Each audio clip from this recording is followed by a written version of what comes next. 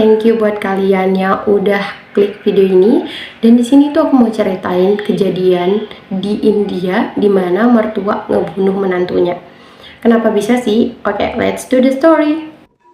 Hai, assalamualaikum. Welcome to my channel. Aku Melati Harahap. Di sini aku akan membahas horor dan kejadian kriminal yang ada di seluruh dunia. Aku harap kalian nikmatin ceritanya ya. And yeah, let's do the story.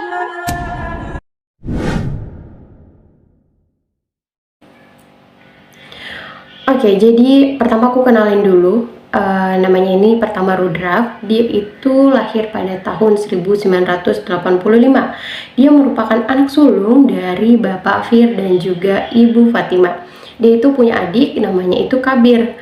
Dan mereka itu bisa dibilang adalah keluarga menengah ke atas karena dimana si Rudra sendiri itu bekerja di properti dan Kabir itu bekerja di Qatar. Jadi kayak penghasilan mereka itu lumayan banyak. Sedangkan untuk kedua orang tua mereka, Bapak Fir dan Ibu Fatima itu dulunya guru, tapi sekarang udah pensiun dan tapi nggak ada gitu loh gaji pensiunnya. Tapi mereka tuh tenang-tenang aja. Kenapa? Karena anak mereka bisa ngebiayain gitu.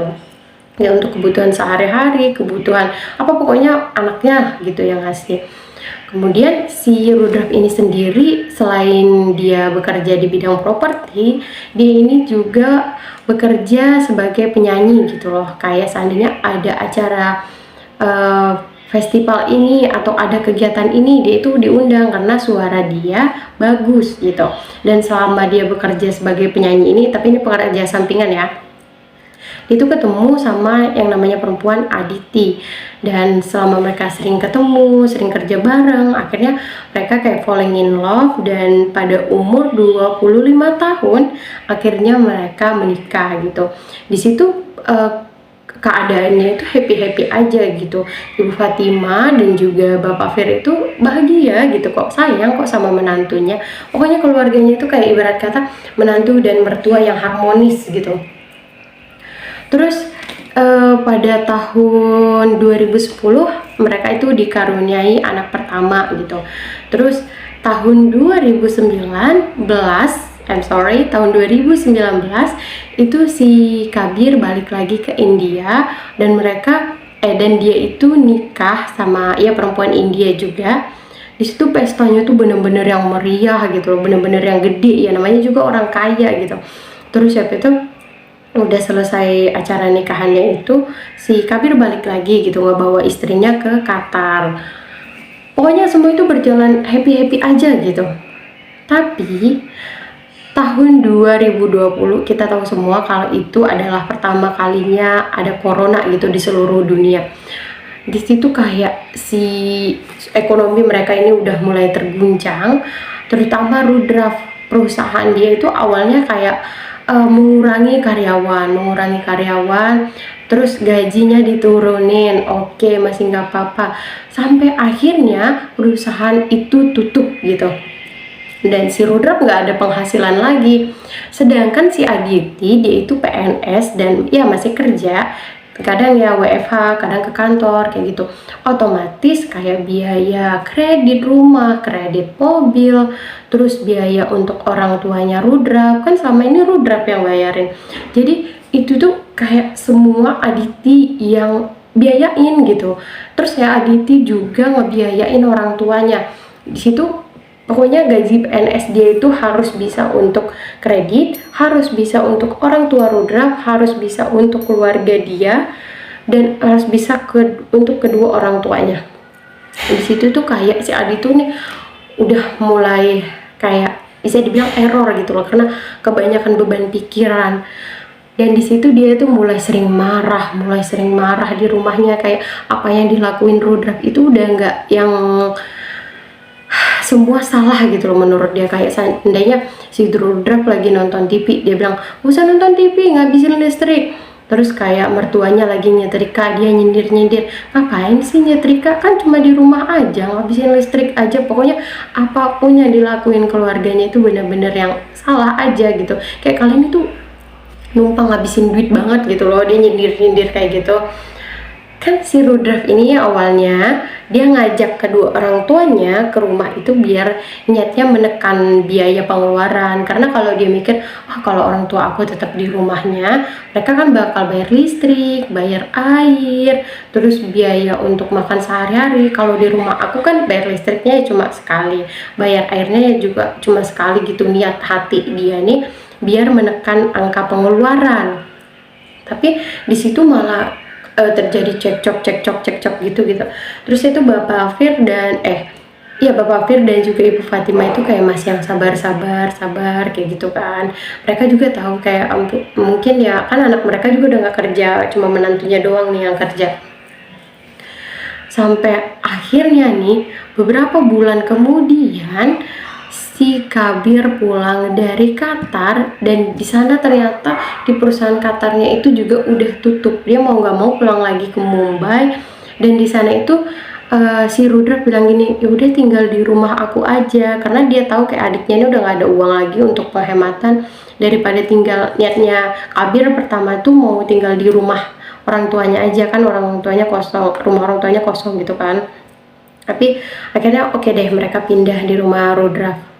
Di situ tuh si Aditi malah makin gila-gilaan. Kenapa? Karena sekarang dia udah mikirin 5 keluarga Kabir, keluarga dia, mertua, menantu, mertua, orang tuanya, kredit lagi. Udah dia makin stres, makin kayak yang awalnya tadi nyindir-nyindir, sekarang dia udah berani ngehina-hina gitu loh.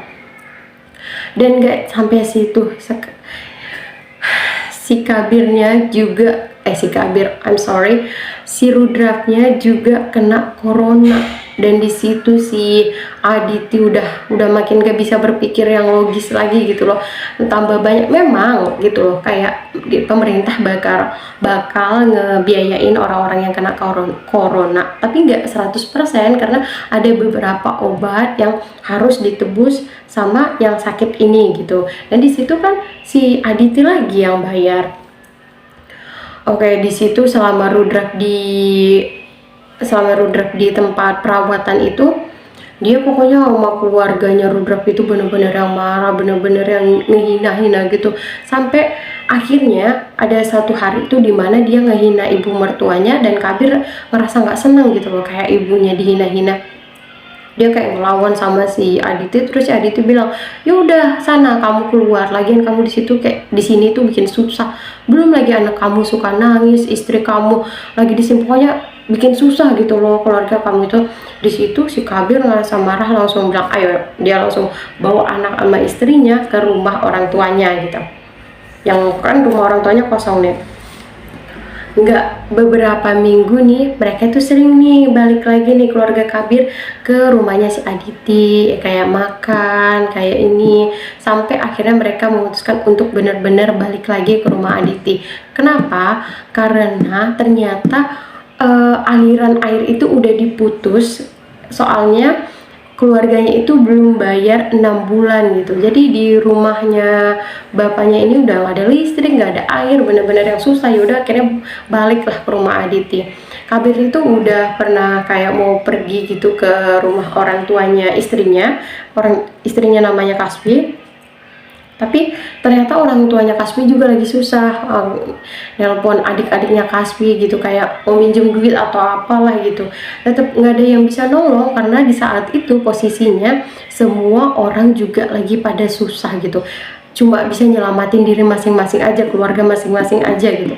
Akhirnya si Kabir kayak pasrah, dan tapi lama-lama dia juga capek, dan dia pergi tinggal di rumah temen dia.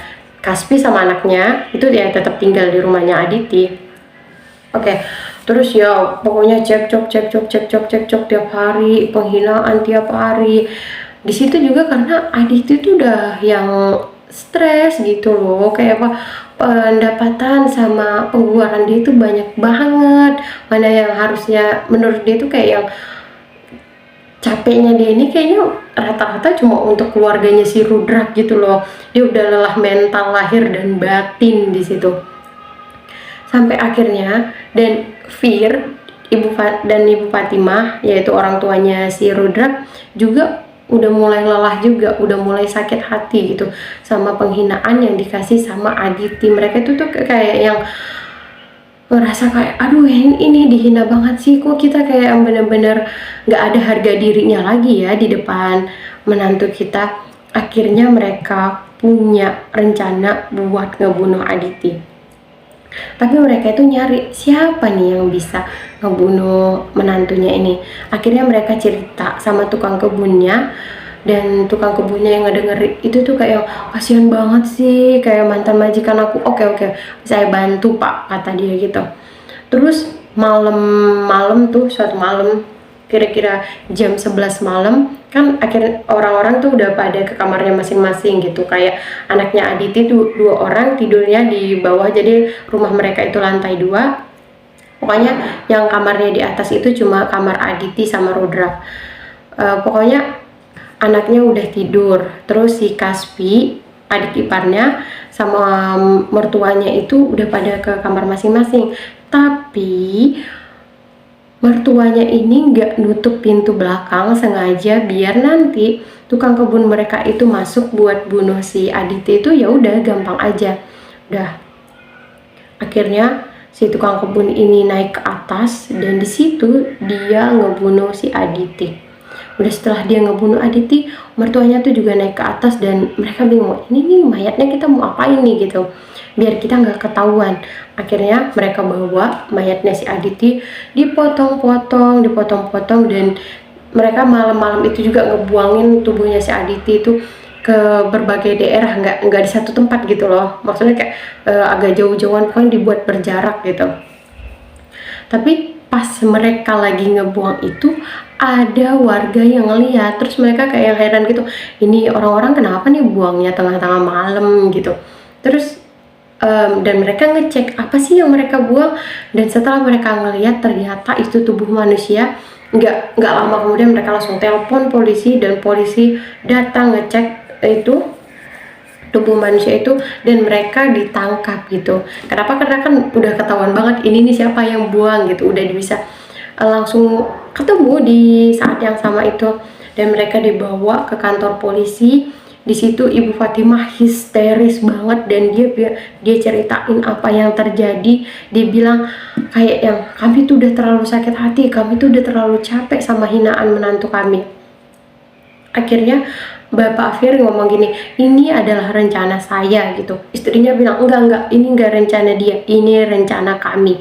Sedangkan untuk tukang kebunnya sendiri itu ngomong kayak, ya saya ngelakuin ini karena ingin ngebantu mantan majikan saya. Jadi mereka itu semuanya nggak ada yang kayak ngebela, enggak bukan saya, enggak yang kayak gitu. Kayak yang, iya kami bersalah, langsung yang kayak gitu loh. Terus mereka bilang gini, nggak ada penyesalan di dalam diri kami udah ngebunuh menantu kami, karena katanya udah terlalu sakit hati. Gimana sih gitu di rumah, kenapa apa Kaspi nggak dengar gitu. Ternyata Kaspi bilang dia itu jam 11 malam dia itu udah tidur gitu sama anaknya, dia itu nggak dengar apa-apa.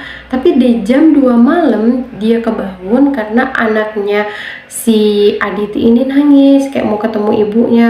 Akhirnya dibawa nih sama si Kaspi ke kamarnya Aditi. Di situ kamar Aditi tuh berantakan banget, kayak yang kok berantakan banget sih. Dia ke kamar mertuanya dan mertuanya juga nggak ada.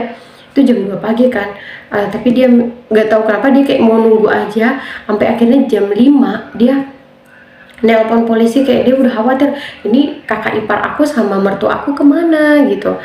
Terus dia nelpon polisi ngasih tahu ini terjadi gini, kayak keluarga aku hilang. Dan di situ polisi bilang kayak ini udah tertangkap, ternyata ada terjadi pembunuhan. Dia yang dengar itu kayak kaget gitu, kayak mertua aku ngebunuh kakak ipar gitu kan. Itu kan hitungannya kakak ipar dia juga. Terus siapa itu, dia langsung telepon Kabir, dia bilang, dia ceritain apa yang terjadi. Kabir juga kaget kayak ibu bapaknya sampai bisa ngebunuh kakaknya gitu loh. Terus Kabir kasih tahu ke Rudra. Di situ Rudra kaget banget, dia tuh yang kayak bener-bener sedih, down banget gitu loh, kayak yang anaknya dibunuh sama ibu bapaknya sendiri gitu loh.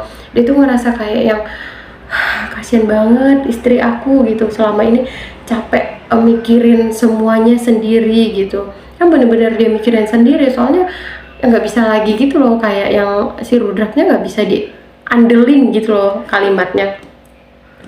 Akhirnya di situ dia ngerasa yang benar-benar sedih. Keluarganya si Aditi sendiri itu minta ke pengadilan untuk hak asuh cucunya itu dikasih ke mereka. Tapi pengadilan akhirnya memutuskan tetap Rudolf yang ngejaga anak-anaknya. Soalnya kan di situ posisinya Rudolf juga nggak melakukan kesalahan secara ininya ya. Secara psikologis iya melakukan kesalahan, tapi secara hukumnya kan dia nggak ngelakuin kesalahan apa-apapun gitu loh. Akhirnya dia ngejaga anak-anaknya, dan sekarang Rudolf sendiri udah bekerja di properti. Untuk Kabir dia nggak balik lagi ke Qatar, katanya dia mau kerja aja di Mumbai, biar dia juga bisa jenguk orang tuanya di sel.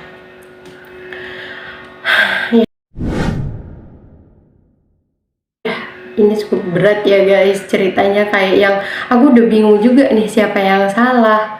Tapi kayaknya Rudolf berperan penting banget di sini gitu, karena dia semua yang memutuskan sampai ini terjadi gitu loh. And thank you buat kalian yang udah dengerin cerita ini. Aku harap kalian kasih komen menurut kalian sebenarnya ini yang salah siapa dan kenapa. Terus kayak harusnya apa sih yang dilakukan Rudolf, apa sih yang harus dilakukan Aditi, apa sih yang harus dilakukan sama orang tuanya gitu. And thank you buat kalian yang udah dengerin cerita ini. See you di cerita selanjutnya.